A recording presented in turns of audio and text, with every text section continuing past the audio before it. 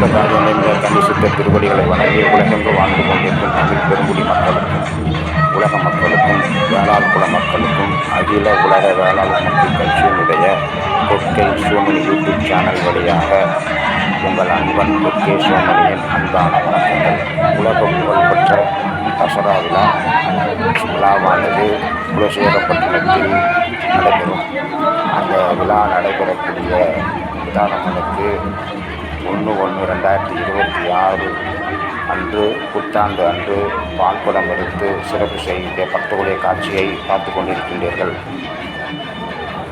முதல் தமிழ்ச்சங்கம் நடைபெற்ற கபாடபுரம் கடல் கோவில் மூழ்கிய பின்பு இரண்டாம் தமிழ்ச்சங்கம் முதல் தமிழ்ச்சங்கம் நடைபெற்ற குமரி கண்டம் கடலில் மூழ்கிய பின்பு இரண்டாம் தமிழ்ச்சங்கம் நடைபெற்ற கபாடபுரத்தின் 7வது கரை நகரமாக இருக்கக்கூடிய குலசேகரப்பட்டினத்தில் தொல்காப்பியர் ஏடு வந்த குலசேகரப்பட்டினத்தில் பொற்கை துறைமுகமாக இருந்த குலசேகரப்பட்டினத்தில் அளவாய் துறைமுகமாக இருந்த குலசேகரப்பட்டினத்தில் சிந்து சமவெளி நாகரிகத்தை தோற்றுவித்த மக்கள் வாழ்ந்த குலசேகரப்பட்டினத்தில் தமிழ் தேவாரசத்தாய் காரைக்கால் அம்மையார் அந்தாதி பாடி கையில நோக்கி சென்ற குலசேகரப்பட்டினத்தில்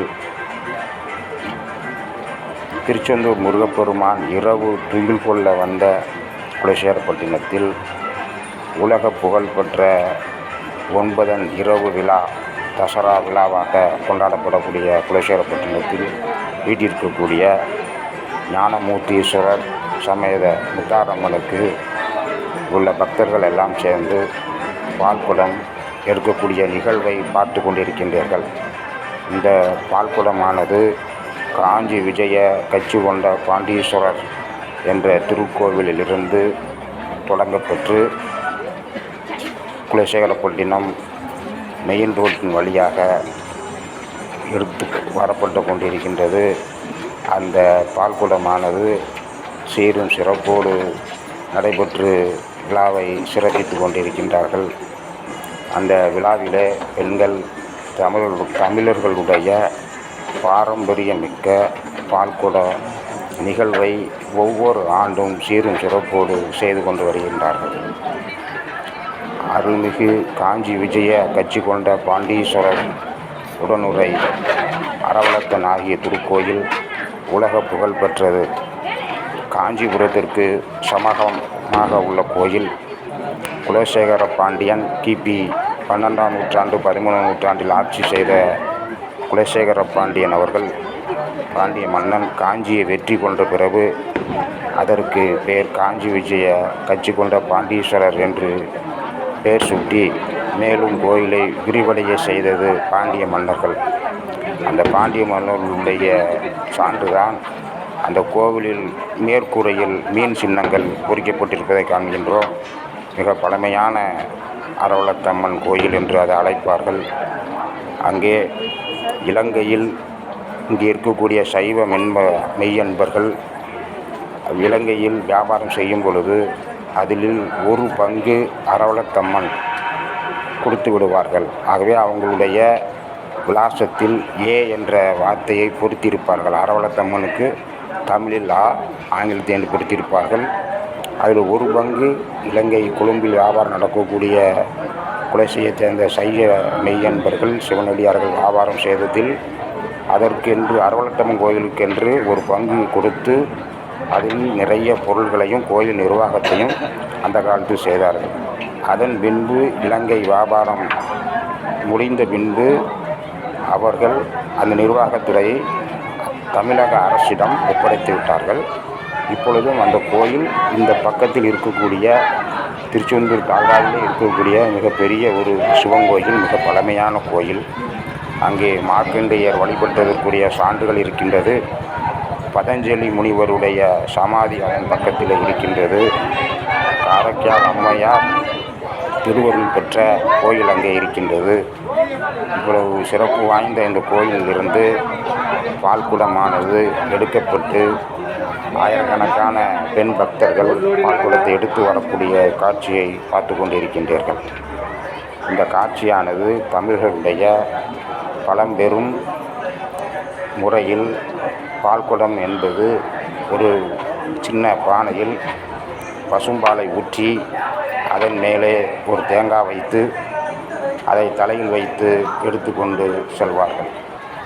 அப்படி செல்லும் பொழுது பசும்பாலுக்கு பிரபஞ்ச சக்தியை, பஞ்சபூத சக்தியை ஈர்த்து கொடுக்கக்கூடிய தன்மை அதிகமாக இருப்பதனால் நாம் அதை தலையில் வைத்து அதிலே மஞ்சள் தடவிய தேங்காவை வைக்கும் பொழுது அது ஒரு ஆண்டனா போல, தற்பொழுது செல் டவர் ஆண்டனா போல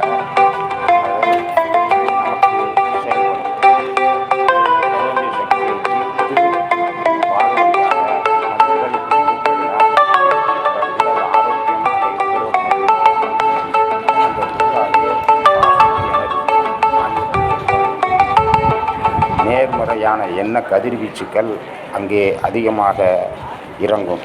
ஆகவே அவர்கள் பால்குடம் எடுத்துக்கொண்டு வீதி வழியாக வரும் பொழுது அந்த வீதிகளிலெல்லாம் நேர்மறை ஆற்றலான பாசிட்டிவ் எனர்ஜி பரவி அங்கே இருக்கக்கூடிய தீய சக்திகளை அழித்து நல்ல சக்தியை கொடுக்கக்கூடிய ஒரு முறையை பழந்தமிழர்கள் கண்டுபிடித்து செய்து கொண்டிருக்கின்றார்கள். அந்த வகையிலே இங்கே குலசேகரப்பட்டினத்தில் புகழ்பெற்ற அருள்மிகு முத்தாரம்மன் கோயிலுக்கு ஆண்டுதோறும் ஆங்கில ஆண்டு முதல் நாள் அன்று இந்த நிகழ்வை சீரும் சிறப்போடு செய்து கொண்டு இருக்கின்றவர்களுக்கு அகில உலக வேளாண் மக்கள் கட்சியினுடைய பொற்கை சிவமணி யூடியூப் சேனல் வழியாக அவர்களுக்கு நன்றி கலந்த வணக்கத்தையும் பாராட்டுகளையும் தெரிவிப்பதோடு இது போன்ற நம்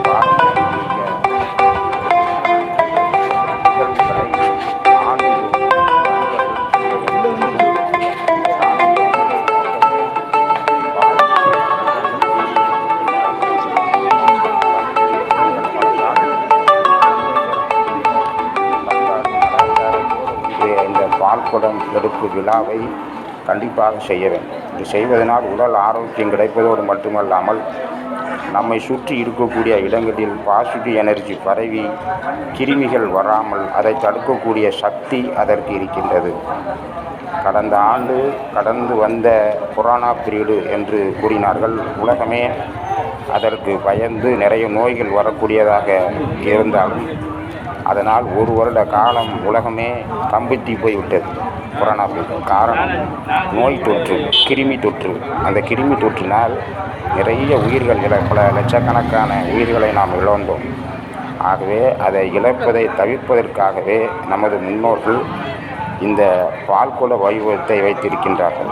இந்த பால்குட வைபவமானது எடுத்து செல்லும் பொழுது அங்கே செல்லக்கூடிய இடங்களில் எல்லாமே அங்கே இருக்கக்கூடிய தீய சக்திகளாக இருக்கக்கூடியவர்களையும் கிருமிகளையும் அழிக்கக்கூடிய ஒரு சக்தி வாய்ந்த ஒரு வழியை மிக எளிமையான முறையில் பாமர மக்களும் புரிந்து கொள்ளும் முறையில் வழியாக இதை செய்ய வேண்டும் என்ற நோக்கத்தோடு ஒரு விஞ்ஞானத்தை அந்த செயலிலே ஆன்மீகத்திலே புகுத்தி அதை மனிதர்கள் புரியும்படியாக மறைமுகமாக அதில் பல நன்மைகள் இருப்பதை செய்தார்கள். அதை தற்பொழுது பார்த்து கொண்டு இருக்கக்கூடிய அன்பர்கள் தங்கள் ஊரிலும் எந்த விழா வந்தாலும் முதலில் பால்குடம் எடுங்கள்.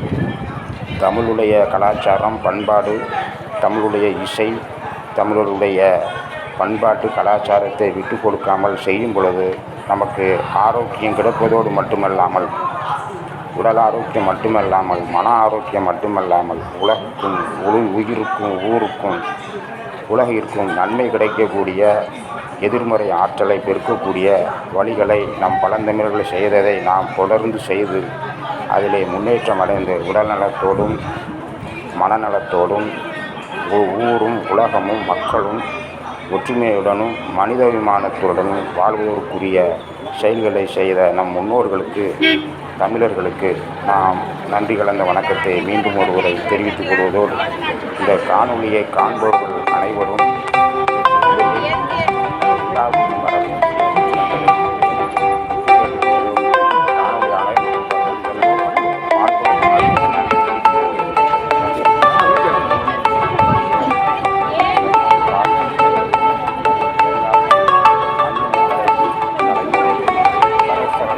என்ற ஒரு சக்கரம் நம் உடம்பிலே இருக்கின்றது.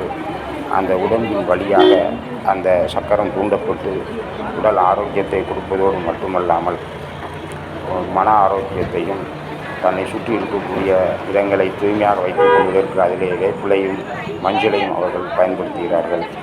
ஆகவே இந்த பணியை செய்து எல்லார் நலமுறை அன்புடன் வேண்டி விரும்பி கேட்டுக்கொள்கிறேன்.